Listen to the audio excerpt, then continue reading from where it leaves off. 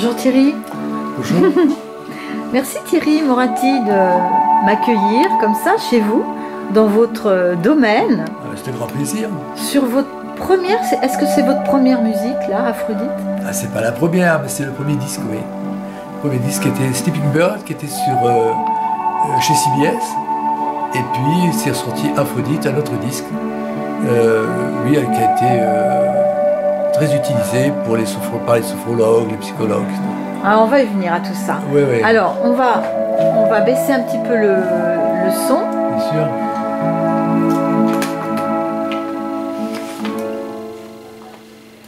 Parce que je voulais justement, à propos d'Aphrodite, il y a Michel Jury, un écrivain, Ouais, qui a dit de votre musique, il a dit c'est une musique toujours au bord de la fuite vers l'infini des mondes qui rend l'âme évanescente avant de s'évanouir.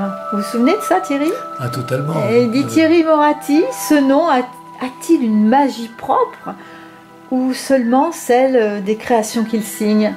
Alors, depuis toutes ces années, c'était en quelle année ça, Thierry? Oh là là, c'était écoutez, il y a cette lettre là qu'il m'avait envoyée, qu'il m'avait écrite, il y a à peu près une dizaine d'années, oui. Par contre, Aphrodite, c'est beaucoup plus vieux. Aphrodite, c'est sorti en 1984. Donc vous êtes un des précurseurs de la musique donc de relaxation. Ben oui, Hein? j'ai fait partie ben oui, des premiers dinosaures, oui, j'en faisais partie, oui. Alors, on va revenir sur votre vie, parce que là, on fait le portrait de Thierry Moratti. Vous avez fait vos études à Montpellier. Bien sûr. Alors, vous avez obtenu un doctorat en littérature. Ouais. Mais avant cela, quel enfant étiez-vous, Thierry? Mon Dieu. Quelqu'un de très bien. Ah, vous étiez heureux d'être vous-même, alors? Totalement. Non, mais j'étais un gosse qui a rencontré des petits problèmes au départ d'adaptation, à savoir que je venais d'Algérie. Et donc j'étais... À quel âge vous êtes arrivé d'Algérie? Ben, je suis arrivé, c'était en 58, donc j'avais 6 ans. D'accord. Oui. Et là, donc j'étais une grosse énigme pour la plupart des jeunes donc de Pérols, puisque j'ai vécu à Pérols, Mais oui, à côté de Montpellier. vous n'étiez pas nombreux en venant... Ah non. Non, vous étiez quelques-uns quand même à venir... Non, disons que je suis arrivé en 58, c'était pas encore l'indépendance, en Oui. 62. Ah oui, oui, c'est Bon, vrai. donc on est arrivé avant, et c'est vrai que bon, mais j'étais un homme un peu traumatisé, il faut le dire. C'était quand même une période de guerre et c'était pas très marrant. Donc j'étais un gosse qui était déjà tout petit, mais un grand bonhomme, quoi. Dans ma tête, je n'avais pas les mêmes réactions que les mômes de mon âge, quoi. C'était d'avoir vécu déjà tout ça qui oui. vous avait fait grandir. Oh, oui, hélas. Oui. Ouais. Et alors donc, comment vous vous êtes retrouvé à faire votre scolarité vous étiez tout de suite intégré avec les autres enfants ou comment ça s'est passé? Ça a été compliqué, bien sûr c'était compliqué. Disons, j'ai pas été intégré par mes instituts. Ah bon? Non, pas du tout. Pas du tout. Ça m'a beaucoup aidé. Parce qu'en fait, grâce à eux, j'avais ma revanche. C'est-à-dire que même si j'étais pas quelqu'un de considéré, parce que pour eux, j'étais un pied noir, ça avait à cette époque-là une mauvaise réputation, il faut le dire. Et alors, le seul pouvoir que je pouvais avoir, c'était d'être premier. Oh, Tout bêtement. c'était un beau challenge en fait pour vous. Ça a été un challenge jusqu'au bout. Oui, oui. Donc, mais ça, c'est amusant parce que j'avais une grand-mère qui m'a toujours aidé, toujours, et qui me dit, écoute, tu travailles bien à l'école, parce que ça, tu vois, De Gaulle, il ne pourra pas te l'enlever. Alors, non mais ouais, c'est marrant, c'est marrant. Et c'est vrai que quelque part, oui, mon territoire, ça a été ça, c'était fait d'encre et de papier. Hein. Ah ouais. Alors en fait, vous êtes ce qu'on appelle un résilient. Les problèmes, vous en servez comme une force. Oui, on peut le dire. On peut le dire. Ouais, ouais. Mais c'est la plupart de beaucoup d'enfants soit italiens, soit italiens pieds noirs, soit bon. Ces peuples qui arrivent ici, qui sont obligés de partir de leur pays. On a des exemples en ce moment, hélas, et en fait qui ont besoin de retrouver une vie de retrouver un territoire. Ce territoire, pour moi, comme je disais, il fait l'encre et le parchemin. Et c'est vrai que j'ai eu besoin d'écrire et d'apprendre tout le temps. Vous avez appris l'accordéon très jeune. Oui. Pourquoi l'accordéon et à partir de quel âge? Ah, j'ai commencé la musique, j'avais 4 ans. J'avais 4 Comme ans. Mozart. Oh, rien à voir avec Mozart, hélas, hélas. Mais il se trouve que j'avais un oncle qui s'occupait d'une harmonie, qui était chef d'orchestre d'une harmonie, et qui a dit, puisque Thierry commence à lire et à écrire, parce que j'ai commencé très tôt, et ben, il peut apprendre la musique. D'accord. C'était chouette hein, d'avoir un oncle comme ça. Hein. Ouais, mais ça a été terrible. Ah bon? Terrible. Ah oui, il aurait pu me dégoûter à vie de la musique. Hein. Ah d'accord, oui. C'était l'armée. Ah oui, parce qu'en fait, c'était pas une envie de vous-même, c'était lui qui avait envie de vous apprendre. Oui, déjà. Et puis, pourquoi l'accordéon? Parce que ma grand-mère aimait ça. Et puis pour elle, comme c'était un accordéon au piano, je pouvais avoir la main droite du piano et je pouvais jouer de l'accordéon, donc 2 instruments en un, quelque part. Ah oui, non, mais c'était pensé. Hein. Et en fait, voilà, donc j'ai commencé par ce petit accordéon qui est là. Oui, celui que j'ai filmé tout à l'heure. Ouais, oui, ouais. Incroyable ça, hein, franchement. Et donc alors ça vous a pas dégoûté apparemment hein.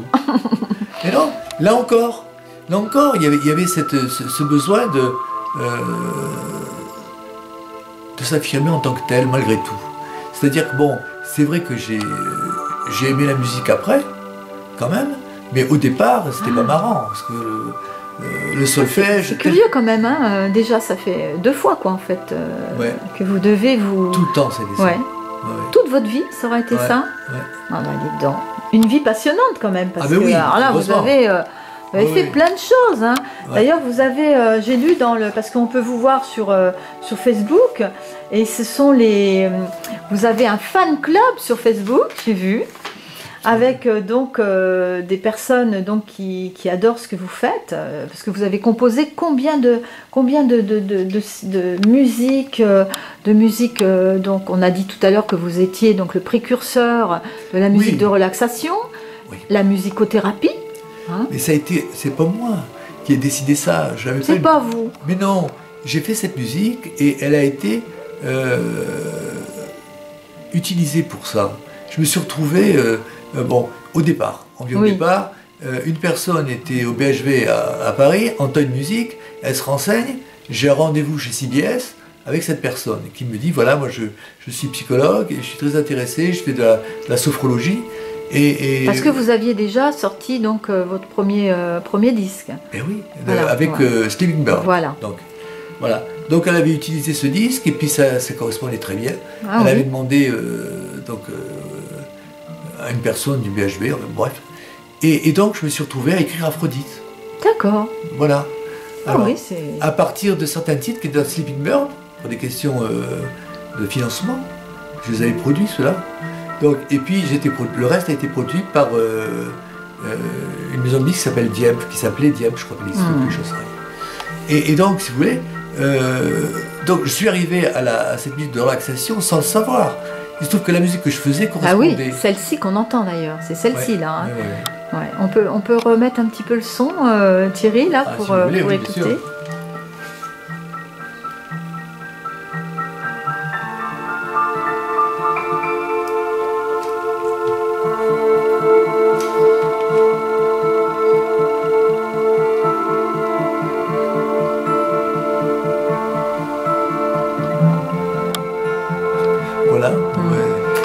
Alors, après, donc, on peut laisser.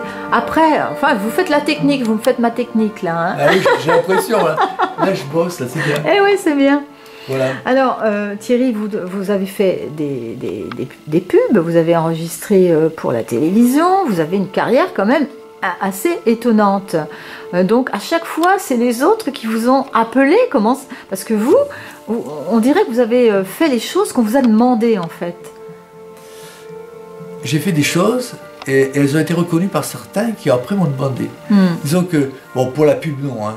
Pour la pub, c'était Rousset Seguela, bon, j'ai été contacté, bon, j'ai travaillé pour eux. Mais sinon, pour mes musiques, je faisais pas de la musique de relax au départ. Oui. J'avais pas de technique, j'avais pas de bon. C'était la musique que vous aimiez créer. Totalement.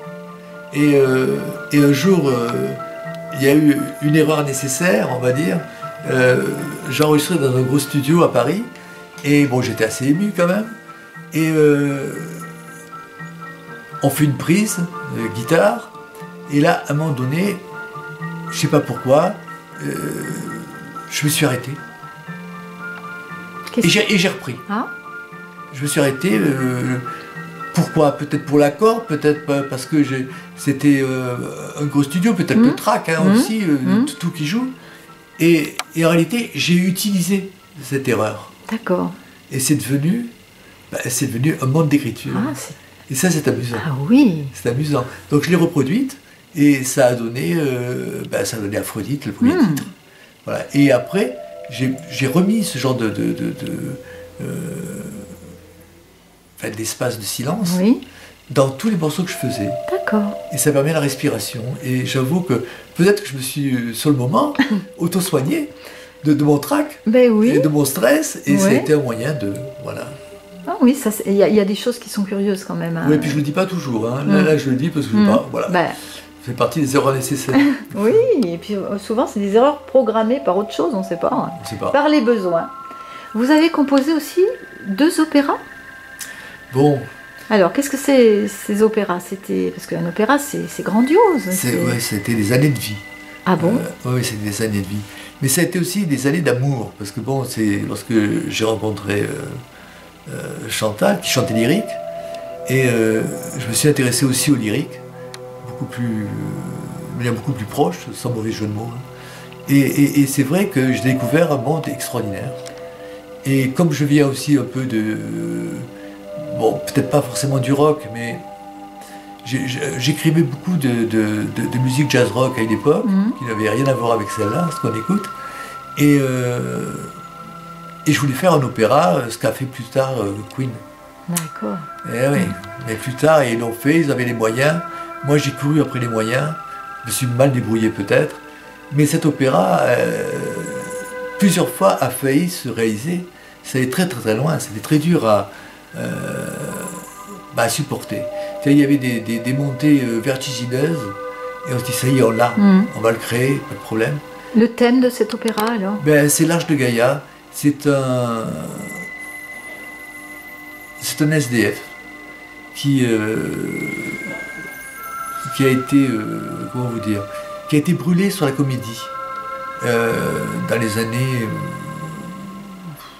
comment vous dire, 80, par des skinheads qui avaient décidé de nettoyer la place de la Comédie. Ah oui, une horreur. Ça s'est reproduit en France plusieurs fois. Et donc ce SDF, je m'étais dit, il ne faut pas qu'il meure. Alors donc, dans l'opéra, c'est aussi un SDF, comme lui, comme celui qui est mort, hélas. Mais lui, il ne va pas mourir. C'est-à-dire que il va tomber dans le coma et il va se faire agresser. Et dans son coma, il rencontre le Dieu des dieux. Mais en réalité, c'est avant tout un opéra en 2 mots, humaniste. Humaniste avant l'heure, pour moi.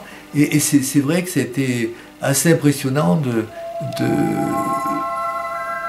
voir quelque part ma vie écrite. Ah. Est-ce qu'on peut écouter un petit extrait? Wow. Ah, allez. Pas tout de suite là, je me prépare. Hein. On y va, mais je crois que on dit opéra. Je suis une vieille cloche, j'ai rien à demander, rien à recevoir, et je suis sur le trottoir, et je joue de la guitare et de l'accordéon. Alors qui c'est qui chante? C'est bon. Quand il se fait tard, au tout début, et que ça tourne pas rond, je devais chanter. J'étais chez je peins des mots de toutes les couleurs sur la gueule de ces gens qui ne me font même plus peur. Et puis j'ai choisi de faire de la musique. D'accord. Uniquement. Je suis une vieille cloche, le litron à la main, en guise de pinceau, et je repeins mes carreaux, et je joue de la guitare et de l'accordéon, même quand il se fait tard. Ce clochard céleste. Et que ça tourne pas rond.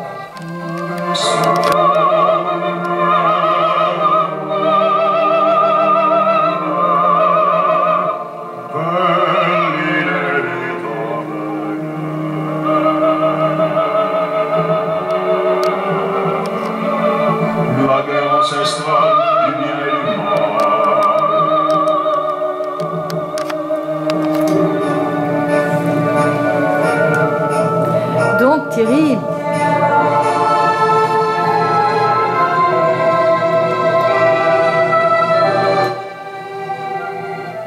Donc voilà, il y a combien de personnages dans ce...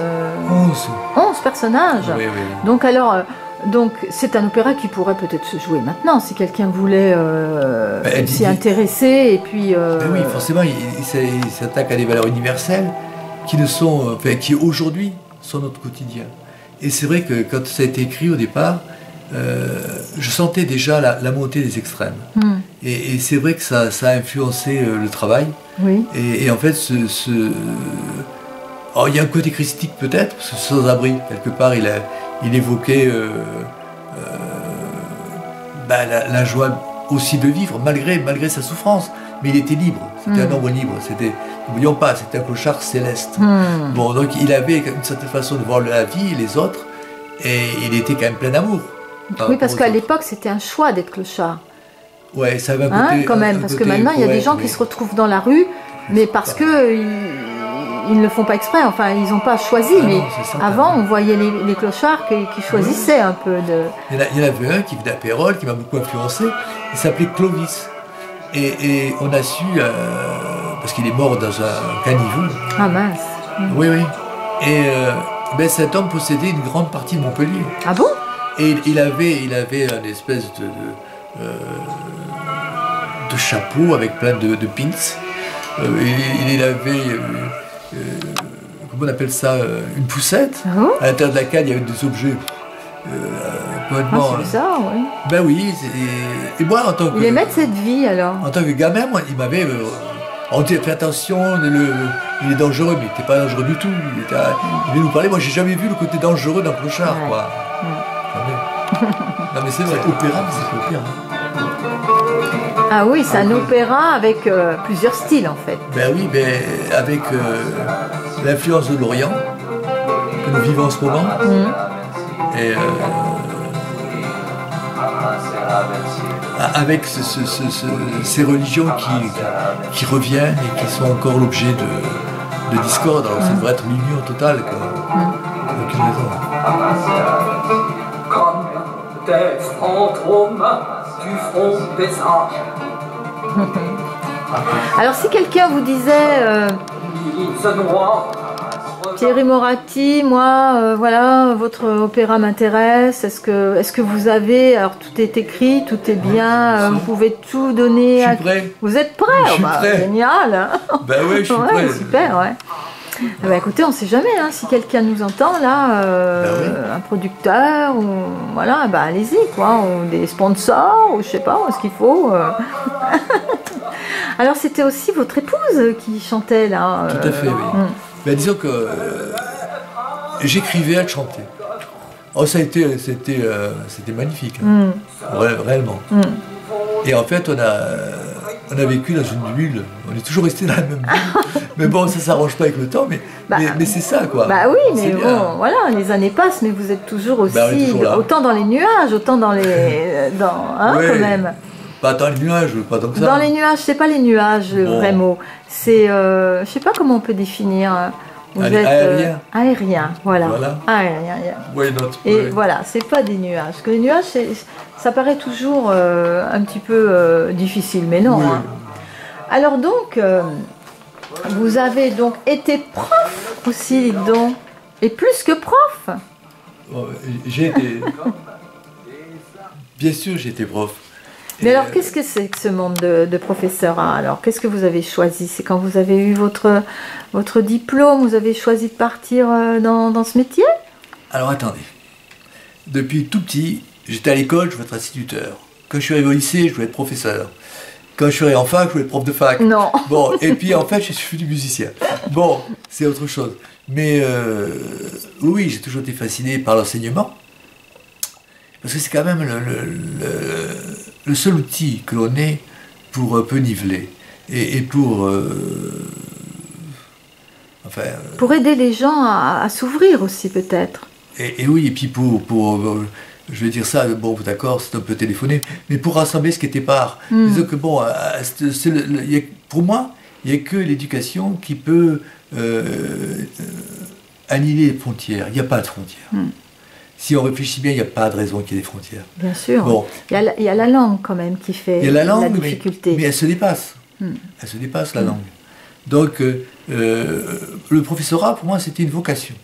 Alors, j'ai été enseigné dans un lycée, bon, je restais 2 ans, c'était pas ça.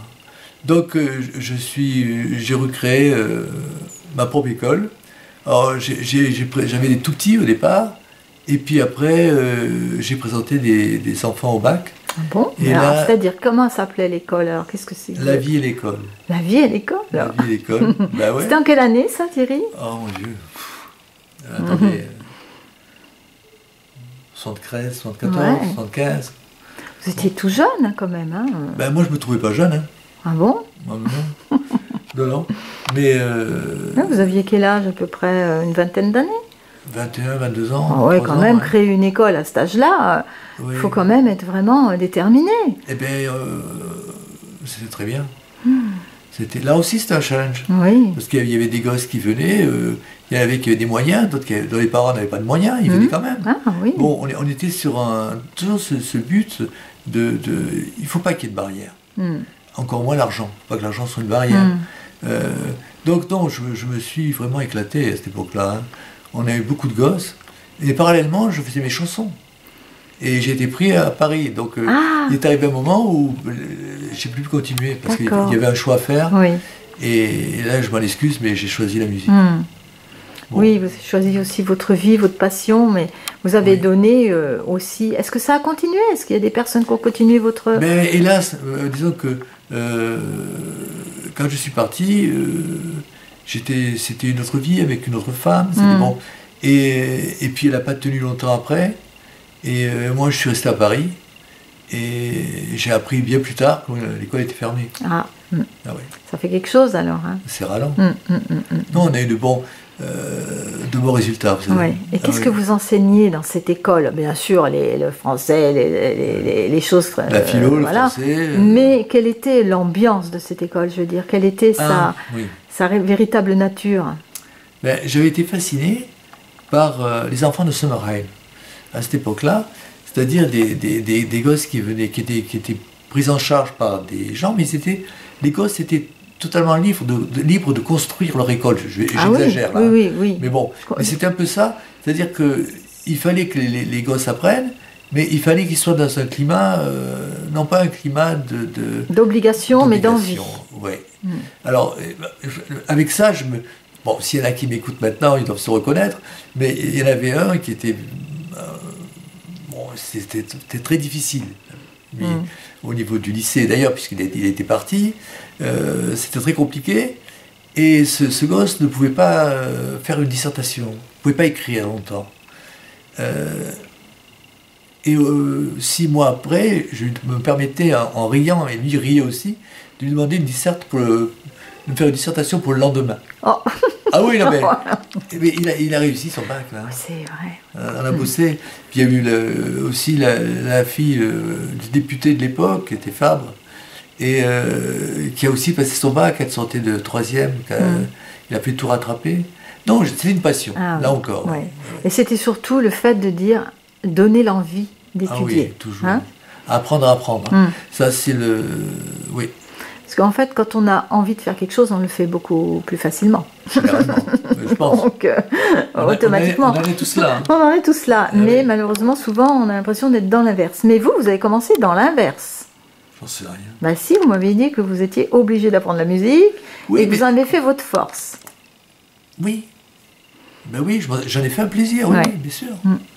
Avoir d'être une force, mais oui, ça a été un plaisir. Tout le temps. Et quand je suis arrivé au conservatoire, c'était très facile. Hein. Parce que mon oncle, c'était l'armée. Le conservatoire, c'était Madame Montpellier à cette époque-là. Elle s'appelait Madame Montpellier. Bon À Montpellier? À Montpellier, oh là là. Madame Montpellier. Et c'est vrai que... Mais je ne veux pas dire très longtemps. Ah oui? Bah oui. Ah oui, c'est drôle tout ça. Alors là, Thierry, on écoute Le lac sous la mer. Le deuxième disque, oui. Donc ça, c'était donc pour la relaxation, c'est quoi ce CD-là? Ben, c'était parti pour c'était pour la relaxation, hein. C'était toujours chez Diam, oui. Oui. Et celui-là, il a eu... bon, tous ces CD sont partis à l'international de toute façon. Hein. Le premier, celui-là, il a suivi le premier. Il a été récupéré au Canada, il est ressorti au Canada, Aphrodite aussi. Bah, ils ont tous voyagé. Hein. Ouais. On peut toujours les trouver? Est-ce qu'ils sont à la FNAC? Est-ce qu'ils sont... Écoutez, j'en sais strictement rien. Ah bon? Je sais que mon casier est resté 17 ans à la FNAC. J'ai jamais vu une FNAC de ma vie, je peux pas le dire. Je suis pas rentré. Et je ne sais pas, ça va le trouver. Peut-être. Bon, alors voilà. Hein. Non mais j'en sais rien. Oui, oui.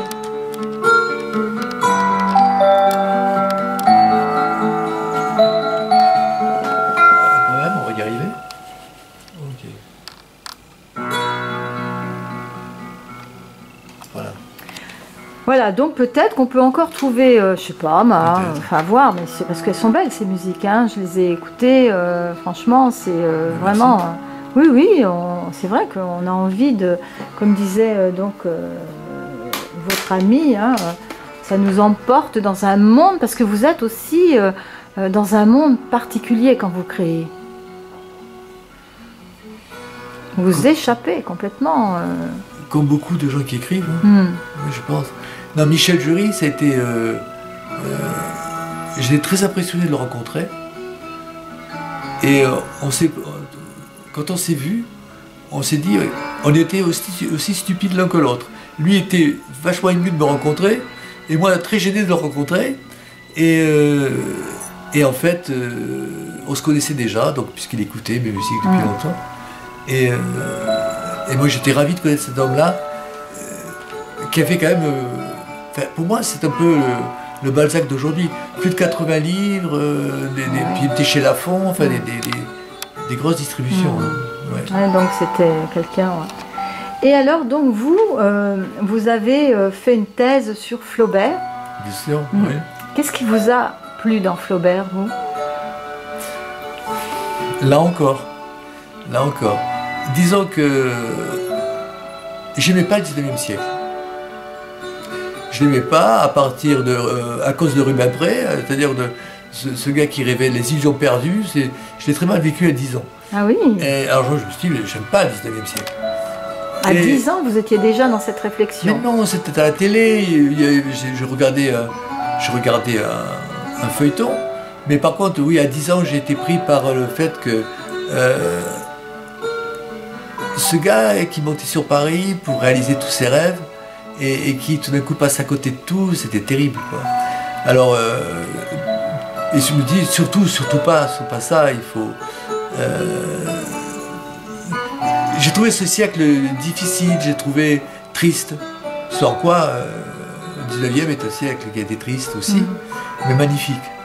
Et alors bon, il y avait une option en licence, ben, j'ai pris cette option-là, je suis rentré dans un cours que faisait Bernard Masson, qui est venu mon patron après, mais c'était sur la pente de la rêverie de Madame Bovary. Bon, j'ai écouté ça, et puis je suis resté, hein. Si je pars plus, donc je continue. Et alors donc j'ai fait cette licence, puis la maîtrise, et puis le DEA, et puis le doctorat, enfin bref, mais tout ça sur Flaubert. Et je continue d'écrire sur Flaubert. Flaubert a écrit « Prenez garde à la tristesse, c'est un vice ». Ouais. Oui. Je le crois, fortement aussi. Disons que c'est agréable d'être triste, de revendiquer la mélancolie aussi, d'être dans un état de nostalgie. C'est facile dès lors qu'on veut écrire, parce qu'on s'épanche plus facilement. Oui, ça inspire donc la mélancolie. Oui, oui. Seulement le problème, c'est vrai que c'est un vice, parce qu'on tourne le dos à l'essentiel et puis on se complaît, on s'autocomplaît. Ça peut devenir une sale habitude. Ouais, on peut dire ça. Ouais, on peut dire ça. Ouais. Oui, et le plus grave, c'est si un jour ça devient une posture, parce que là c'est très dangereux. Ouais. Ouais. Alors justement, ça va me permettre d'en venir à ce que vous avez écrit, parce que vous avez écrit combien de livres, Thierry? Je sais rien. Non, mais là, il y en a 3. Hein. Il y en a 3 qui sont là à côté de moi. Par contre, il y en a 2 qui attendent. Qui sont là. Qui attendent? Ouais, il faut que je les... Oh là là là. Qui sont finis, hein, qui sont prêts. Alors celui-là, fortifiez votre équilibre par les couleurs. Parce que voilà, c'est aussi quelque chose que vous avez étudié. Les couleurs font partie aussi de votre univers d'études. Oui, complètement. C'était l'objet de ma thèse. C'est-à-dire que, bon, à travers les couleurs, quelque part, on lisait l'inconscient. Bon, j'ai essayé de lire l'inconscient toujours pareil, de Gustave Flaubert. Mais aussi à travers l'œuvre. Je m'étais aperçu que dans Madame Bovary, dès la première phrase, sur Charles Bovary qui arrivait à l'école, il y a une description de ce qu'il portait, et donc des couleurs aussi. Et ces couleurs-là donnaient toute la structure du roman. D'accord. C'est ce que j'ai voulu démontrer. C'était une intuition au départ, et je l'ai démontré. Et c'est vrai qu'appliqué sur Baudelaire, c'était pareil. Sur tous les romantiques, ça a fonctionné. Je ne parle pas d'Hugo, là c'était très facile.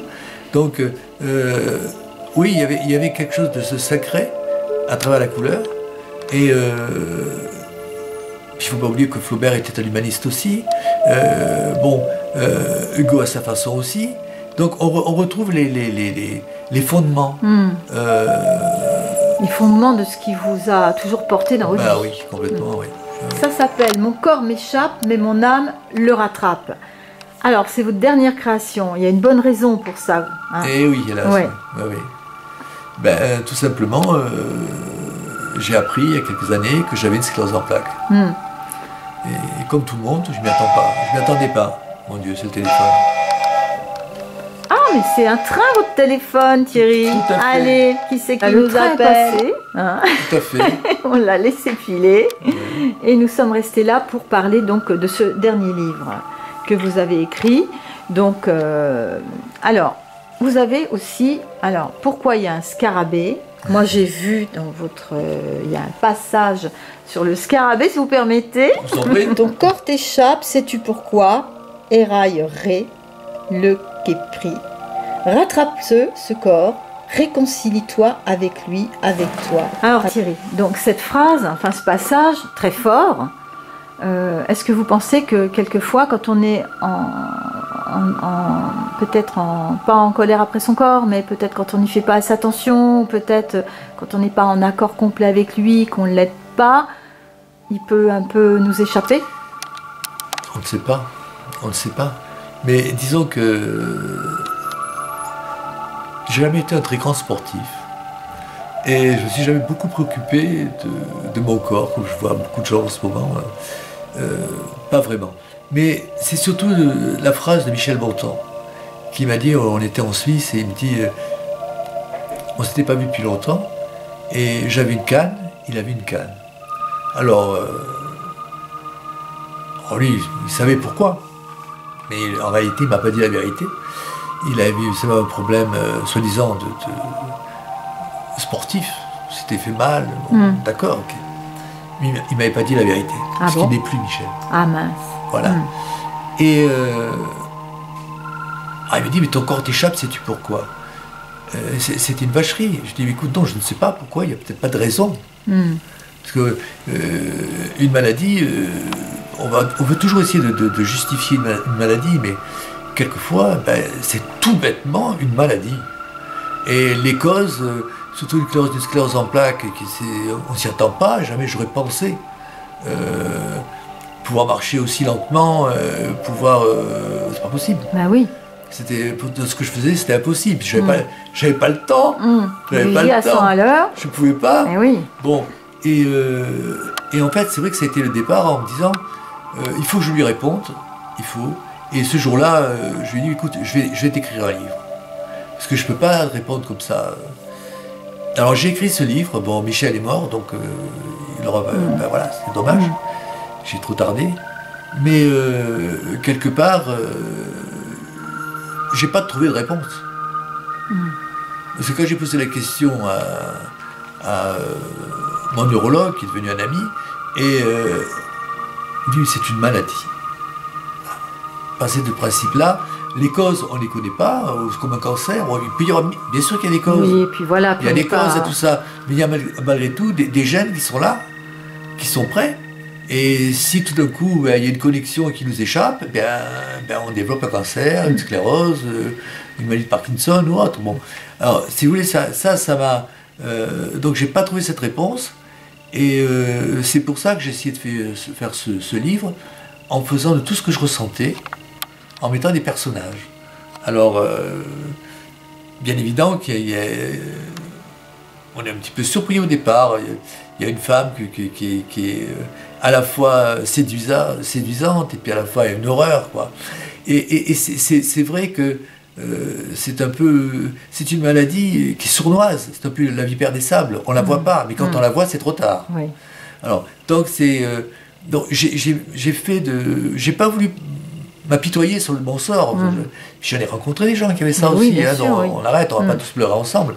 On n'a pas que ça à faire. Alors justement, vous avez, on vous reconnaît avec votre poésie, avec votre franc-parler, vous dialoguez aussi avec le lecteur. Avec tout le monde. Avec tout le monde. Ouais, pas de problème.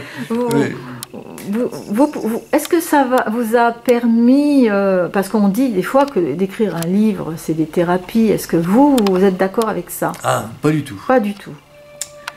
Je pense que, sans revenir à Flaubert, je dis pas que c'est un vice, mais on finit par se complaire.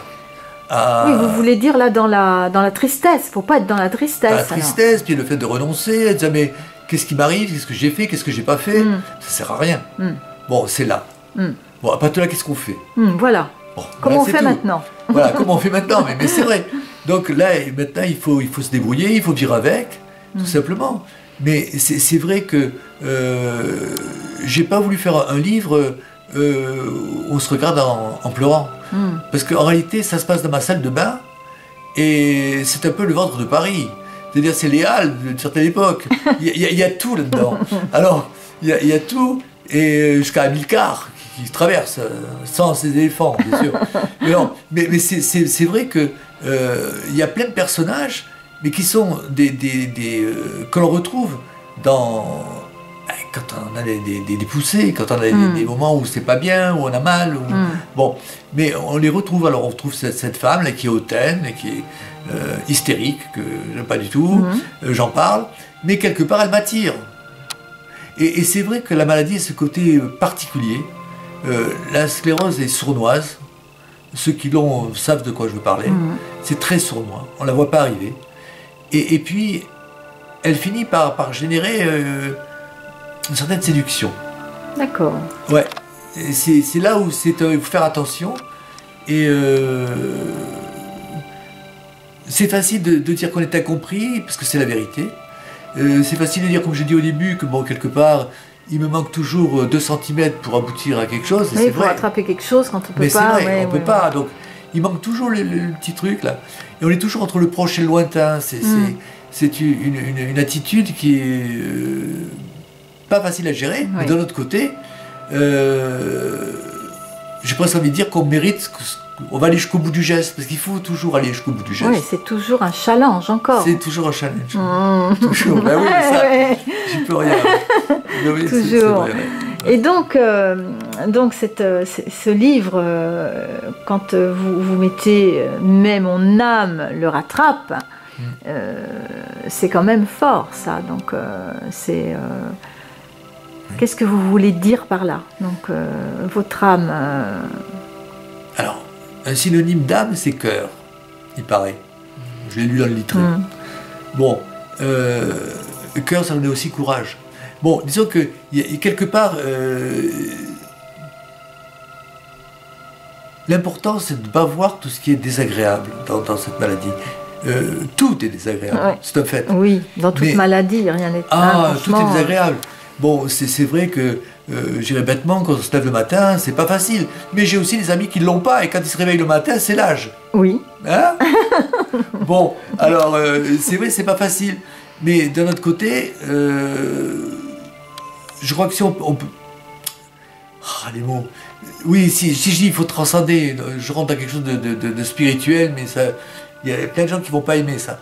Mais je dis pas transcender la maladie. Il y en a plein qui vont aimer aussi. Hein. Il y en a plein qui peuvent comprendre. Oui. Bah, bien sûr. Hein. Je crois qu'à un moment donné, sans tomber dans l'aspect christique des choses, mais allez, je reviens à Nietzsche, c'est pas grave. Mais c'est vrai que cette maladie nous soigne. Cette maladie, d'autres maladies nous soignent. Ils nous soignent contre les idéologies, et les idéologues surtout, mais contre ces rêves qui ne sont pas fondés, contre... elle m'a amené à relire des sages, à relire des choses, des gens qui ont écrit comme... je cherche le nom, je ne trouverai pas, c'est pas grave, mais le fait de dire... je ne veux pas être enfermé par le plus grand, mais être contenu par le plus petit. Et c'est vrai que quelque part, dans notre société aujourd'hui, c'est toujours le plus grand. On veut vendre aux États-Unis, on veut balancer des milliers de disques, vendre des bons. Il faut qu'il soit le plus belle, il faut qu'il soit le plus intelligent. Faut que voilà, il faut toujours faire plus. Bon, puis, mais j'ai été aussi là-dedans. Il faut toujours faire plus. Pourquoi? Pour arriver à être sur un fauteuil? Bon, la réponse est dans la question. Hein, voilà. Alors donc votre âme vous rattrape parce qu'elle vous remet dans un axe. Elle me recadre. Elle vous recadre. Ouais. Si j'avais su, bon. Non, mais de toute façon, vous avez un chemin de vie incroyable avec tous ces différents mondes. Et alors, vous écoutez vos musiques, vous vous servez de des couleurs, Oui, bien sûr. Et là, j'ai un ami qui me suit depuis mon premier disque, c'est incroyable ça, depuis 34 ans bientôt. Et qui m'a dit quelque chose de très fort, il me dit, mais, tu sais, tu es sur une barque, tu as 2 rames, c'est la littérature et la musique. Donc pour avancer, il faut que tu te sers de tes 2 rames. Et tu ne peux pas laisser une rame, laisser tomber la littérature et faire que de la musique, parce que là on va tourner en rond, et réciproquement. Et c'est très fort et c'est très vrai. Ouais, tout ce que j'ai appris doit me servir. En tout cas, Thierry, merci pour cet entretien, ce bavardage et ce moment super avec cette rencontre. Donc, on peut trouver ce livre à la FNAC, Thierry? Vous n'êtes jamais allé, mais bon. Non, ben voilà, la réponse est là. Bon, ce que je sais, c'est qu'elle se retrouve sur des gros distributeurs comme Amazon. C'est qu'elle a rentré logiquement dans toutes les librairies en France. Oui. Et donc... la FNAC, je l'ai signé aussi pour ça. Hein. Oui. Mais je ne vais pas aller voir. Parce que... non, mais jamais été. C'est parce que vous n'aimez pas les grands endroits, peut-être, les choses. Je pense pas. Ouais, pense pas. Franchement, je pense pas. Merci, ravi, hein, Thierry. Merci bonne à vous, continuation. Hein. Et vous avez un prochain livre en vue ou... Oui. Le titre, vous l'avez, non, ou pas? Oui, j'ai 2 livres. Ah. Bon, qui sont commencés tous les 2. Ah bon? Bien sûr. Et il y en a un sur Flaubert. Ah oui.